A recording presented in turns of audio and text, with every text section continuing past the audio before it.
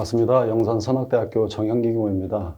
오늘은 이제 법의 등급에서 보통급에 대해서 같이 공부를 하시겠습니다. 제목은 초심, 그 인연과 기초입니다. 보통급 들어가기 전에 있어서 법의 등급에 대해서 전체적으로 한번 말씀을 드리고자 합니다. 첫 번째, 이 법의 등급을 내놓으셨을 때 대산종사님께서는 그러셨습니다. 모든 불보살에 대한 부분을 다시 재드러내는 일이라고.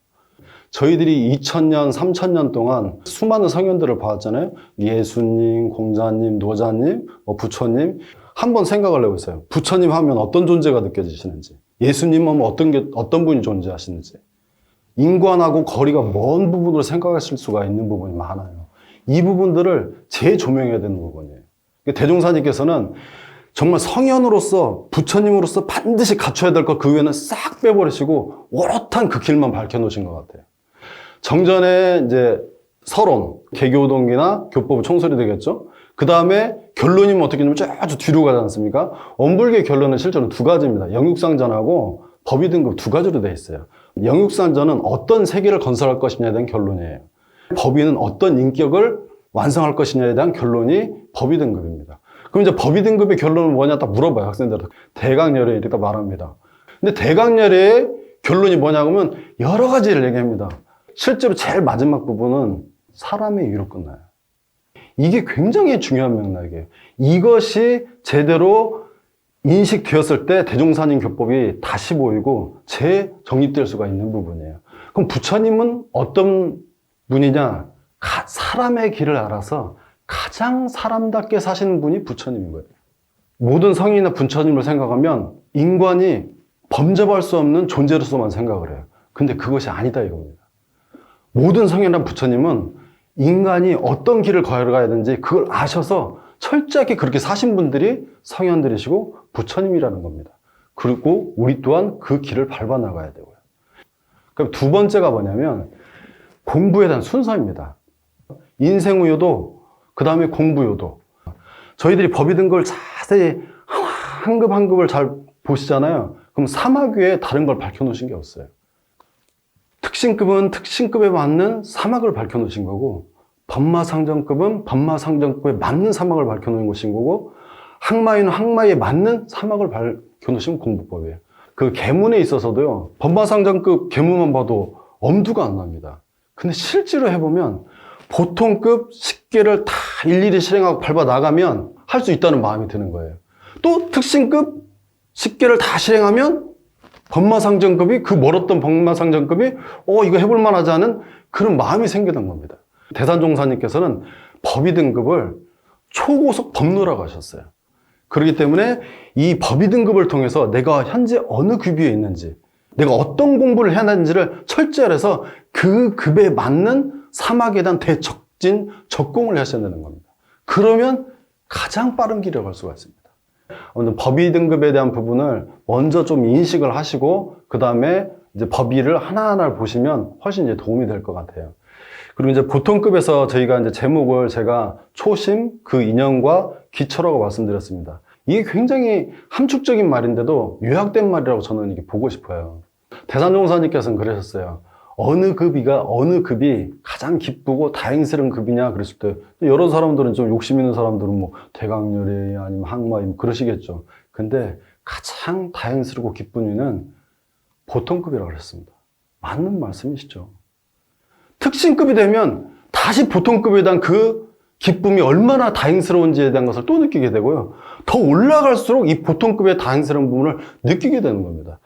보통급 할 때 이제 제일 저는 먼저 떠오르는 법문이 맹구목입니다. 옛날 불교에서 유명한 일화인데 맹구목이 어떤 부분이냐면 이제 거북이가 하나가 있어요. 바닷속 깊이 들어갑니다. 한 번 들어가면 1000년을 거기서 머물러야 돼요.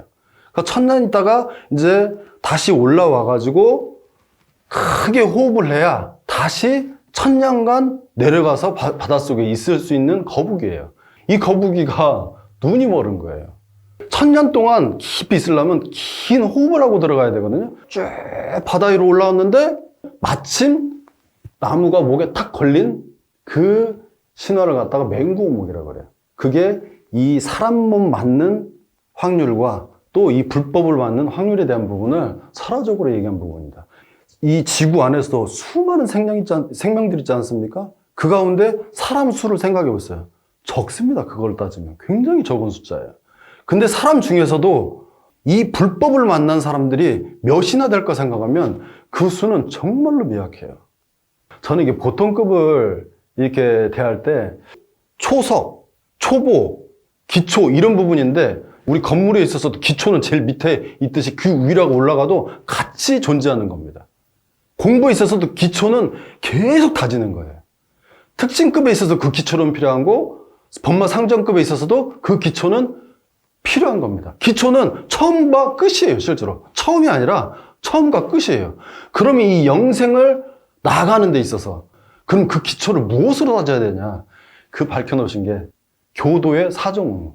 출가 제가 교도예요. 우린 다 교도예요. 그리고 특신급 교도, 법마 상정급 교도, 법강 항마의 교도, 열의 교도 다 교도예요. 모든 교도가 반드시 해야 될 의무가 이 사종 의무입니다. 이 사종 의무를 통해서 이 기초를 다지고 내 영생길을 다지는 길이에요. 그래서 사종의 첫 번째가 뭐냐 보면 조석 신고입니다. 이게 저희들이 이제 아침 5시에 딱 일어나면 한 5시 5분이나 10분 정도에 신고를 다 전 교도님들이 다 들으시죠?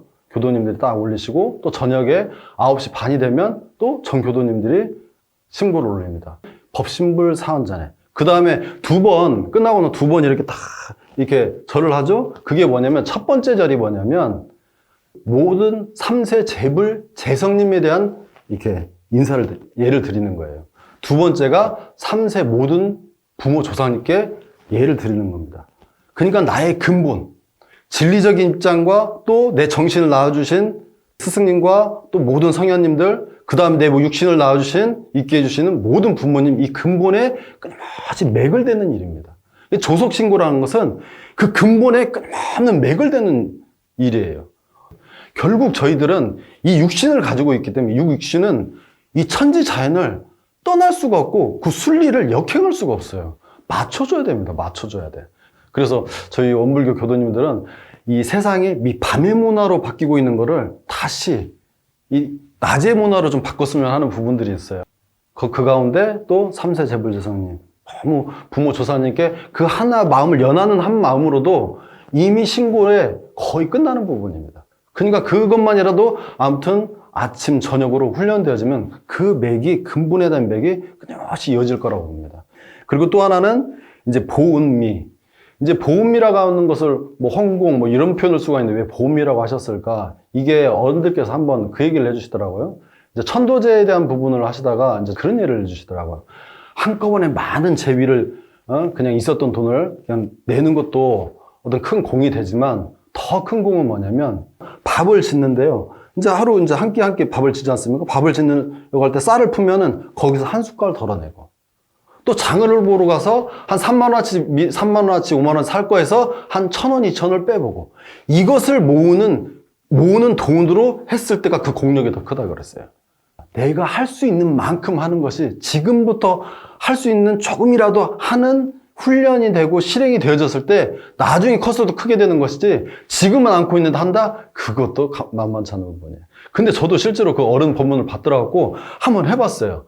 해보는 가운데가 이게 참 묘한 거예요. 한번 그때 유념을 하지 않습니까? 어떤 유념이 되냐면 보온에 대한 유념이 되는 거예요. 공을 위한 유념이 되는 거예요. 그 생활 속에서 작은 생활 속에서 하나하나 하는 것이 쌓이더라니까요.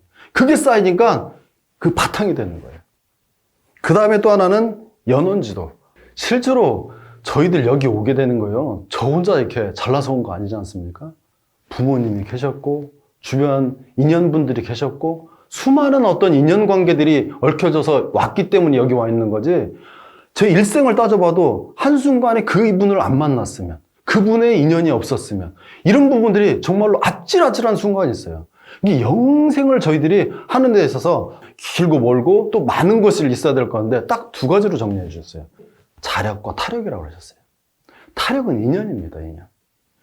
이 영생길을 하는 데 있어서는 절대 이 타력, 인연이 없으면 영생길 개척해 나갈 수가 없어요. 근원을 딱 하나를 대갖고 시방일과 사생일신에 대한 것을 다 쌓으려고 하는 부분이 있지 않습니까? 그러니까 딱 내가 10사람만이라도 9사람만이라도 내가 연혼을 하고 또 그 사람들을 지도한다는 마음으로 일생을 살아가신다고 한다면 내 영생길에 또 여기서도 기반을 다지고 기초를 다지는 그런 행위라고 볼 수 있을 것 같습니다. 또 마지막으로는 법규 준수. 이제 법규 준수하면 이제 굉장히 딱딱하게만 이게 느낄 수가 있는데요. 실제로는 법규 준수에 있어서 그 결론에 있어서 대산종사님께서는 자유라고 그랬어요. 그 반대로 얘기하면 우리가 법에 대한 부분에 힘이 없으면 실천하고 알고 실천한 부분이 있으면 구속입니다. 그거는 곳곳이 다 구속되는 요소가 돼요. 근데 그것을 알고 내가 훈련하고 기능 변화해서 내 것으로 만들 때 그것이 법의 준이 되고 자유를 얻는 길입니다. 크게는 법률은 개인에 비치면, 가정에 비치면, 사회에 비추는 이 도움이 되는 그 법률에 대한 것을 우리가 인식을 해야 되고요. 또 하나 우리 공부상에 있어서는 이 계문에 대한 걸 철저히 중요시 생각해야 됩니다. 계문에 대한 걸 철저히 중요시 생각하는 그 마음이 있을 때 공부와 영생길과 이 기초가 마련이 되는 부분이라고 할 수 있습니다. 이 사정 의무가 얼마나 튼튼하에 따라서 내가 열여기까지 갈 수 있고 영생의 길에 한 걸음 한 걸음 다가갈 수 있는 부분이 챙겨질 거라고 보면서 이상 마치도록 하겠습니다.